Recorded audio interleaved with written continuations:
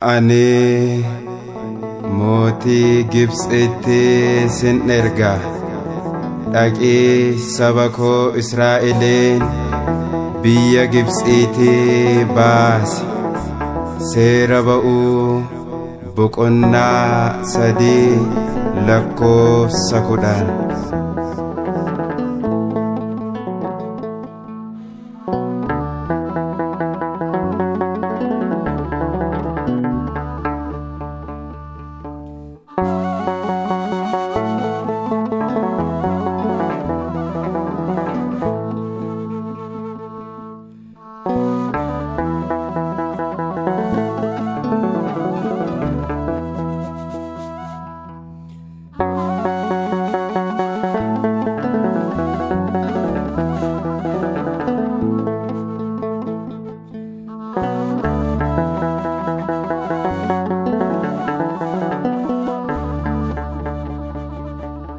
Nidimna kararabuni uftakun udurabuni. Nidimna kararabuni uftakun udurabuni. Akamusin gargari malo Oma kwano fanatai akamusenu jisisi malo Oma kwano fanatai Nidimna kararabuni Uftakun udurabuni Nidimna kararabuni Guftakun udurabuni akamusinu gargari malo Oma kwano fanatai akamusinu jisisi malo Oma kwano fanatai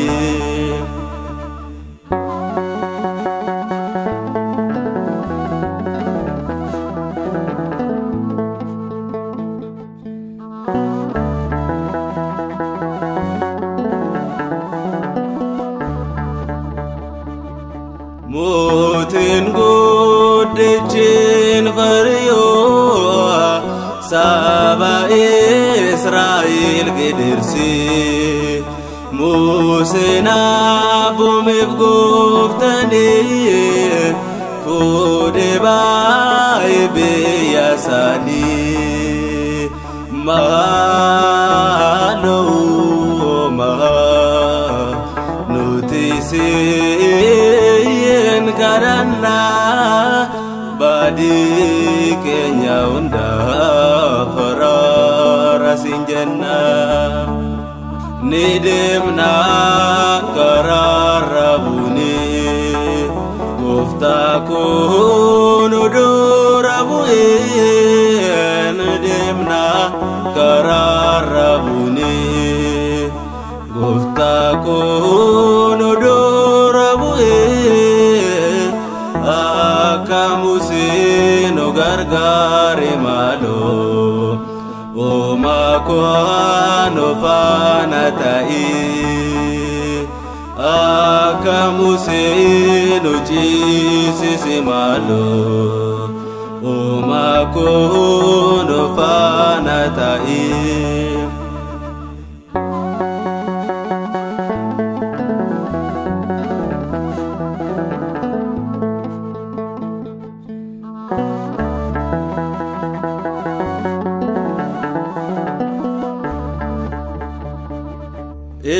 Iyasun karana satin adoda binna mantani amante noidaye no se nutisin tana kasasi mahalo maha nutisi kadhanna badii keenya hunda faraara siin jenna ni deemna karaarra buunee gooftaa koo nu dura bu'ee ni deemna karaarra buunee gooftaa koo nu dura bu'ee akka Musee nu gargaare maaloo Omaa koo nu faana ta'ee akka Musee nu ciisise maaloo Omaa koo nu faana ta'ee.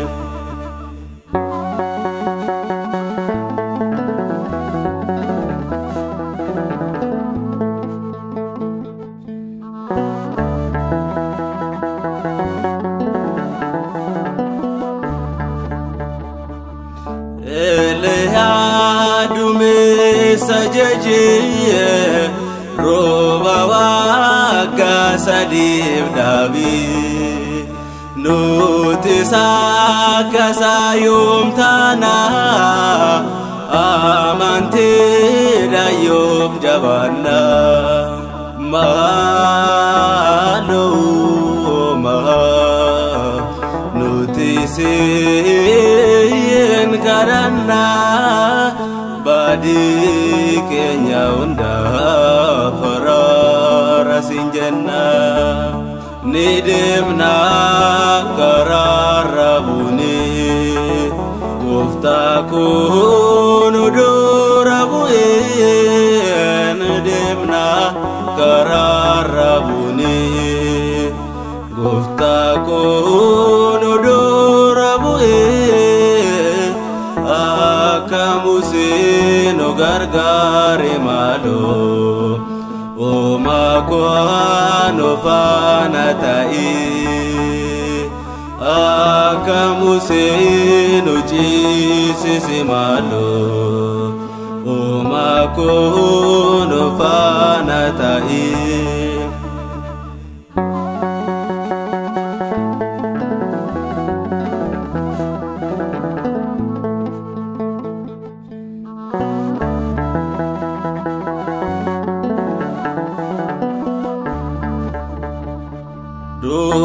Gaduma barkalana nuti dune wareegamna Petrus fani fakkaanna amantii danis jabaanna